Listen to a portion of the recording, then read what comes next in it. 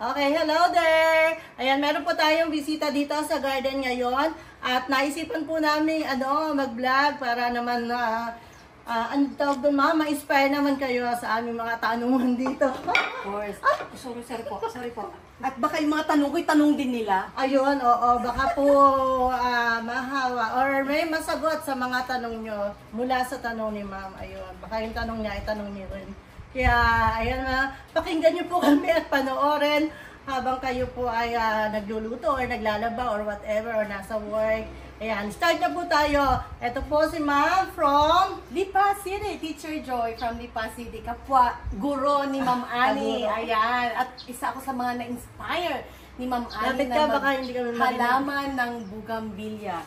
Dahil nakakatuwa yung artistry niya, yung passion niya, at talaga naman kasama ko siya sa pagluluto ng tanghalian, gabihan, paglalaba, kahit sa break sa school ay laging siyang pinapanood ko, at saka talagang napaka meaningful yung araw na to, at finally na-meet ko na si Ma'am Ani po. Pero ngayon po ako po ay mag-walk-in at bibili po ng mga maraming halaman dahil gusto ko rin po magkaroon ng ganitong garden. Habang tayo palapit sa retirement, at least pag tayo nag-retire, may ginugunting na ako siguro. May flower na. May flower pa. Opo. So, Ma'am Ani, ako ay pipick up ng mga bagong mga baby plants, no? Number one question ko, paano ko alagaan yung more than 60 na prepare ni Alpine sa akin pagdating sa bahay? More than 60 pieces na po. Oo. Sana magkasya po sa aking karitela. Karitela daw yun, Fortuner. Montero po ba, Fortuner? Ayan. Opo. At paano ko po alagaan po pagdating sa bahay? Siguro dahil baby pa po yung nabili nyo, gano'n na lang muna, wag nyo munang ire-repack. Hintayin nyo muna po na medyo mataas na siya. Mga ilang linggo po yun, Ma'am Ani? Mga 1 month? Mga 1 month. Opo. Paano watering nun, Ma'am Ani? Every other day po ba? Pagka pong baby pa lang na gano'n, yung pag alam mo na tuyo na yung soil. So, kita-touch mo talaga. Opo. Katulad yung last na vlog ko na ginagano mo pa talaga. Mga ganito ang lalim, gagano mo. Pagka tuyo na po yung sa ilalim, pwede na siyang diligin. And then, every 2 weeks din po ba ang urea at ang complete fertilizer? Every 2 weeks din po ba? Pagka po kasi maliit pang ganyan, depende. Kung kailangan na niyang applyan. Kasi po kami, very light lang yung pag-apply namin ng fertilizer. Pag ganyan na baby? Opo. So, pag nag-increase na siya ng height, pag pwede ko nang iripat po. Ayun, oo. At saka po ngayon, ma'am, lagyan ng fertilizer. Okay. Kasi yan, sabi marami ng fertilizer yan. Masobrahan. Mahirap po kasi mag-apply yung ganyan baby pa. Medyo sensitive siya. Anong simptomas po na parang nasobrahan po ang fertilizer? Naglalagas yung dahon, nagiging yellow siya. Ganun. Tapos, ayan, nandun sa tuloy ng mamatay. Pag ako'y magre-repat, ma'am, mabilis ako dahil ang dami kong question, ha? Ma'am, pagka talagang gusto mo mag-apply ng fertilizer sa mga baby ganyan, usually, ang magandang gamitin na, safe siya, yung Ajinomoto. Yung Becklin, yes, oo. Meron akong vlog tungkol sa gano'n. Hanapin ko. Hanapin ko. Hindi siya nakakamatay. Sa baby. Tapos, pwede rin yung Osmocot, yung nabibili sa Shopee. Yun, safe din siya. Mga ilang piraso ng Osmocot po? Siguro mga 5, gano'n, 5 to 10. Yun naman is safe siya, slow release siya, kaya kahit madami siya, hindi siya nakakamatay. Ngayon kung ready na, tumangkad na siya ng konti, i-repat ko na siya. Anong soil mixture ko, ma'am? Ganon din po, yung ordinary soil lang ginagamit namin, yung nakuha sa likod ng kulungan ng baboy. Di ba dati, figure po ako before ako mag-start ng gardening. Medyo na siya, yung bulok na talaga siya. Tapos, imimix namin doon sa ipa. Ganon din ang gagawin. Ilang percentage po yung ipa at soil? 50-50 ba yung ating mixture? 50-50. Kung gaano kadami kuya yung soil, yun din ang ipa. Dapat medyo magaan po, no? Pagka kasi marami yung lupa na hindi mo alam kung paano yung mixture, pagka medyo mabigat, madami po yung lupa, no? Balak ko, ma'am, na yung mga magaganda doon, pero maghingi pa ako ng opinion mo, ng mga anong magaganda pa sa iyo. Although yung mga summary kong 60 plus na yan, ay na-summarize ko lahat na ng magaganda sa iyo. Ay, pero magtatanong pa ako ng mga kailangan kong i-collect. Ano po? Okay, mayroon ako kunwari mother plants. Ano ang caring tips para sa mother plants? Nakapaso po ba or nakatanim sa lupa? Nakapaso siguro. Nakapaso. Pero mas maganda itatanim sa lupa o sa paso? Pagka po mother plant, yung gusto mong magtropa, gusto mong humaba yung sanga. Parang may sa lupa. ilalagay ako sa grafting ko. Sa lupa ma'am. Mas Sa maganda lupa, sa lupa. mas Mabilis maganda. siyang humaba. Tsaka tumataba yung stem niya. Kasi nakita ko yung hacienda mo sa lupa ng mother plants mo. Sabi ko, kailangan sa lipa wala ka na mabiling lupa. Sabi ko, mukhang hindi ko magagawa yung ginagawa. Wala kang mabili pong lupa doon. So, Ma'am, yung sa vlog ko, yung mayroong mga variety doon na mga sisipag mamulaklak. Usually po doon is slow grower. Yung minsan yung malambot yung sanga, bumabagsak, kaya best for hanging siya, gano'n. Yung iba naman, mabagal lumaki. Pagka po sa lupa yun, baka abutan lang ng tag-ulan, mamatay lang sila. Ang maganda po tinatanim sa lupa, yung mga fast grower na variety. I need to know yung fast Slow or grower, fast, saka fast later on. Nasa vlog din po natin yun. Oo. Mga slow Sige po. grower fast. And then, ayun, anong plastic po na size ang ginagamit niyo pag nagpo-propa? Ano ba yun? 4x4 ma'am. Sa Shopee rin. Sa Shopee rin yung Kasi pag ako'y kunwari, ang gaganda yung, kunwari yung mga opal, gano'n, at gusto ko magano, 4x4 po. Tapos ano po ang mixture noon? Yun din, lupa lang din. 50-50 rin po. 50-50 rin. Okay. Ito, maganda tong question na to. Anong criteria mo? Okay, anong criteria mo? Pag ikaw ay mamimili na ng mag-artistry ka na, ano ang criteria mo para kumuha ng Zion? Yung bang brax, yung bang size ng bulaklak, yung bang long or short, yung bang kulay? Anong criteria? Sa pagmimix po ng magaganda mong, Opo. Anong criteria mo? Ganito po, sa pagmimix ng variety ng bougainvillea para ipang-grap mo, halimbawa sa isang RS, sa isang puno, marami po akong ginagawang mixture. Una, yung mga small bracts po, yung mga variety na maliliit ang bulaklak. Usually sila po yung masisipag na bulaklak kasi. Para sila po sa mga RS na mababa. Okay, RS na mababa. Okay, Yes. get it. Then isa pang mixture para sa maganda para sa RS na mababa ay yung mga 21 Jewels family.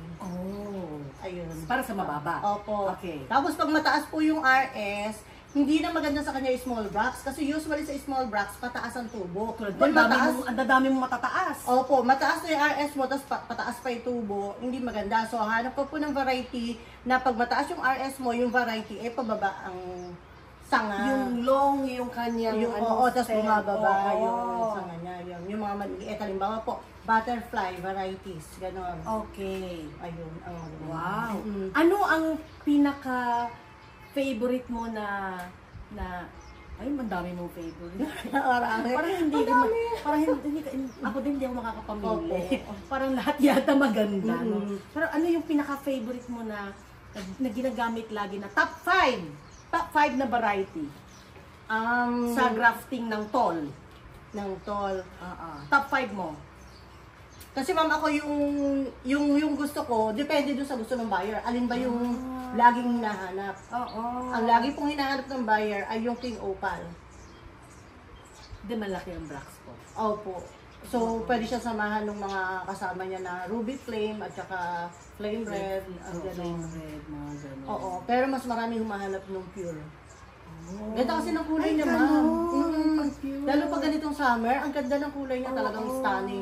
Lalo yung flame red, no? Ay, hindi. Mas gusto nila yung King Opal. Talaga? Ang dami humahanap.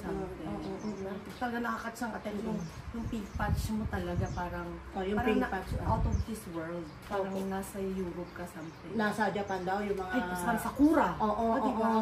Kaya lang ma'am, meron akong di gusto doon sa pink patch. May time siya na nawawala yung dahon niya at bulaklak. Puro sanga lang siya. After niya mag-flower. Ganun siya. So, hindi ka dapat napapanik. Hindi ka dapat napapanik. Kala mo patay na siya kasi sanga-sanga na lang natitira. Pero pag nag-start siya mag-usbo, kasama na yung flower. Iyon, puno na siya. Ganda. Pag ganun, ma'am, like kunwari, yun, talking about nawala si dahon, nawala si bulaklak, Anong gagawin mo para ma-revive siya at bumalik? Continuous lang, dilig lang everyday. Sa mga grafted po, everyday kami magdilig. Lalo na po pag flowering, mabilis pong malagas yung flower niya kapag kinulang siya sa tubig. Oh. Una po natutuyo yung everyday. yung tangkay ng bulaklak. Ano kayo tsura? Pag tag-ulan, ano ka, na-heart attack ka ba pag may signal number 3? May vlog din po tayo tungkol dyan. Paano May pinatali babagyo. yung mga yan? Yes, babagyo. Ang ginagawa namin ay kasama ko sa pag-garden yung isa yan sa kasama ko si Jason. Kasi isa Kasama yan sa po siya- iisipin mo, preventive, di ba? Yes, ma'am. Yung matataas na ganito ay sa may gate. Hindi nadapa namin yan. Pinaghahandaan po. Yes, oo. Jean, dinadapa. Dinadapa mga tayo. to, Ayan, paano? hindi na po yan. Safe naman yan. Hindi yan mabubuwal kasi mabigat po yung So yung mga nila. dinadapa nila, Jean, pag may bagyo na malakas na darating. Opo. Kasi yun ang sabi, paano na kung paano na tayo dito kung Kasi nung first po na meron ako matataas na ganyan, una kaming bagyuhin, talagang nabuwal silang lahat. Lahat ng mataas, karamihan So, iyak nabuwal. ka pag kinaumaga. Tapos yung nagbara po yung kanal namin, tumaas yung tubig. Kaya nung umagising kami nakalutang talaga sa tubig, sira yung mga niya, yung nabulok yung mga sanga niya. So, trim mo lang. Oo. Trim mo lang. Survivor naman sila eh. Opo, as long as buhay yung pinakapuno niya, Oo. may pag-asa. Tanim mo ulit, tapos trim mo lang, bubulas ulit siya. Oo. Buhay ulit.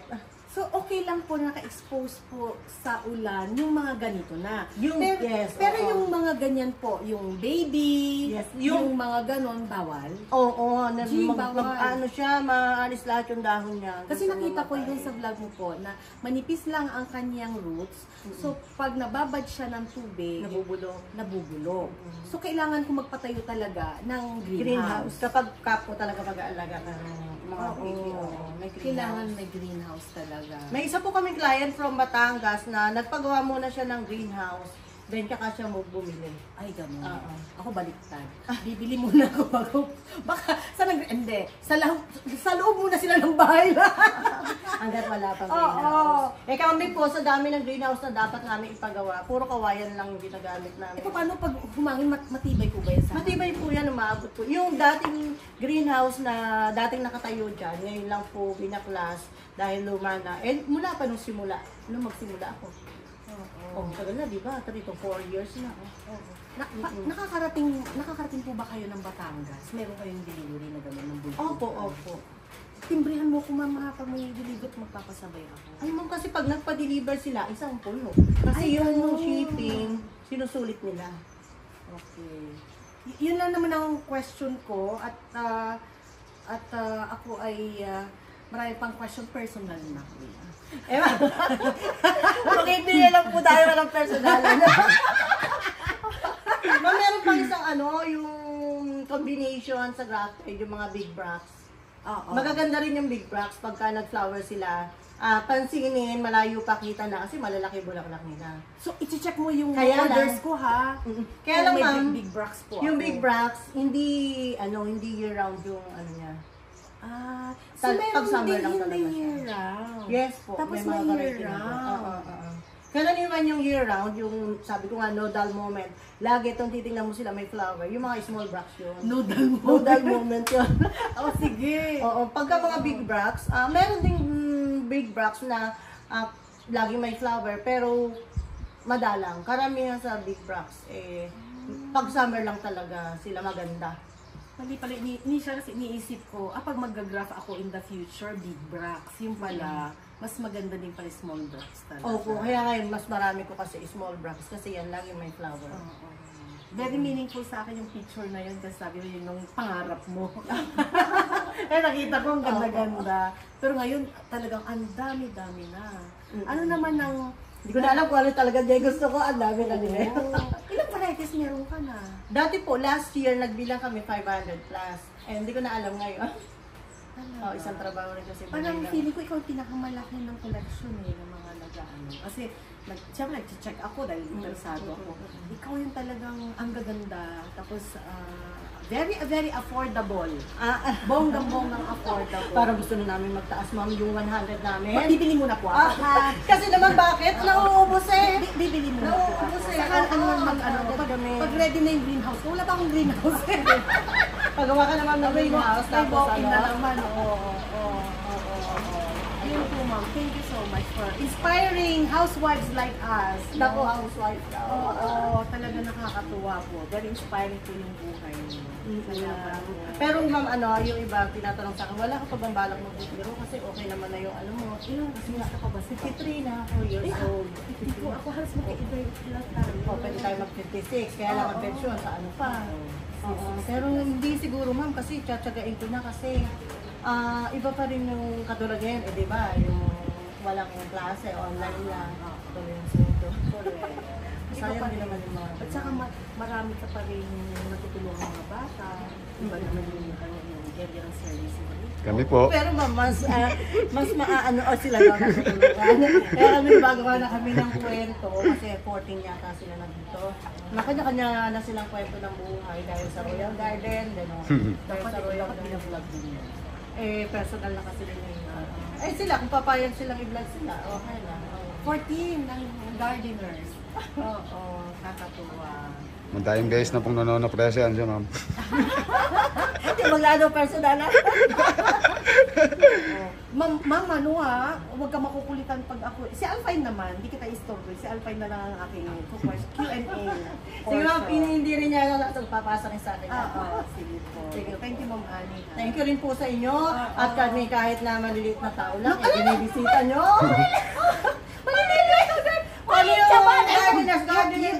You're a social media influencer. Diba? Ang dami na i-influence ang kabubong Gambilla. Tulad ko, ma'am, i-recommend mo kay Alpine yung bibilhin ko na small brush.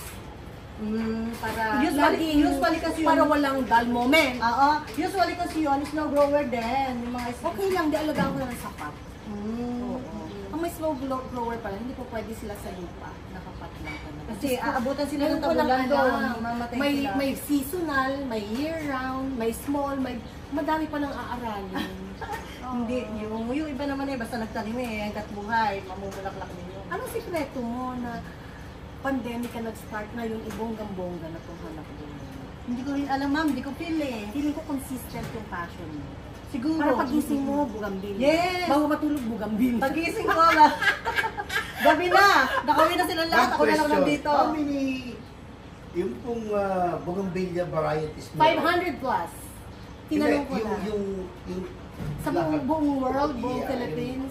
1,000 po. 1,000 plus. So 50% ka na. Kasi po continue sa ano nila marami silang ginagawa para makagawa ng bagong varieties. Ay sila yung may experimentation. Opo, minsan green leaf, tapos biglang nagkaroon ng variegation. Kakat nila yon, ipopropa nila pag nabuhay, another variety. I-ID ulit. Opo. Nagkaganon din po kayo dito? Hindi po kasi less yung tayo, yung hindi na kaya. Hindi kaya yung supply nila sa demand. So, ang balak nga ni ma'am talagang mag-outsource ng magtatanim na talaga. Pero hindi kaya na ng demand. Sayang po yung mga customer namin sa live selling. Hindi ka nang nagla-live selling. Ay, wala na nga ma'am ibibenta. Pag dati nag-live selling kami, yung every Saturday, di ba? Nakaka 500 pieces kami, 500 bats na ganyan. Ano bibigay natin? Wala, kukunti naman. Magkawayan na naiiwan. Kaya nga. Grabe, no?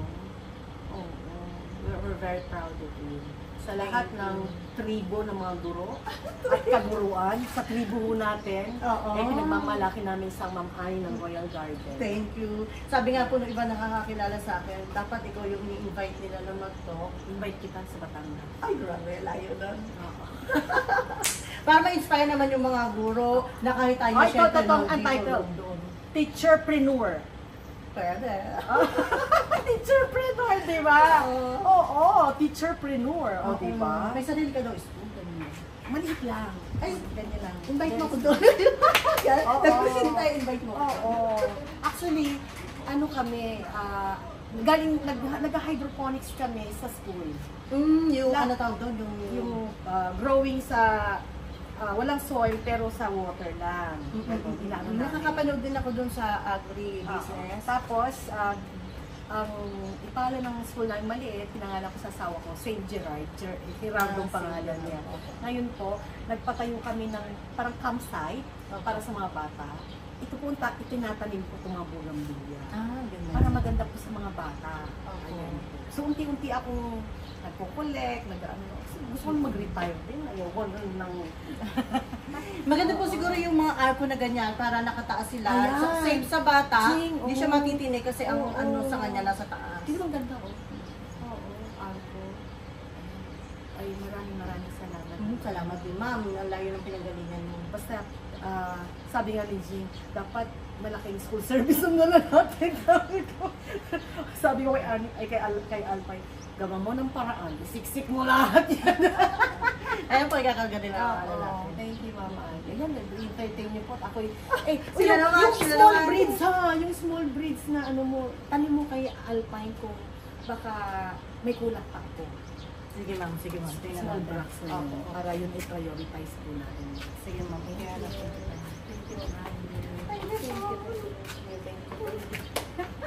Thank you, Ma'am. Thank you po sa panonood. Okay Sige, na. busy si Alpine, no? Oo. Ito po bilisak na.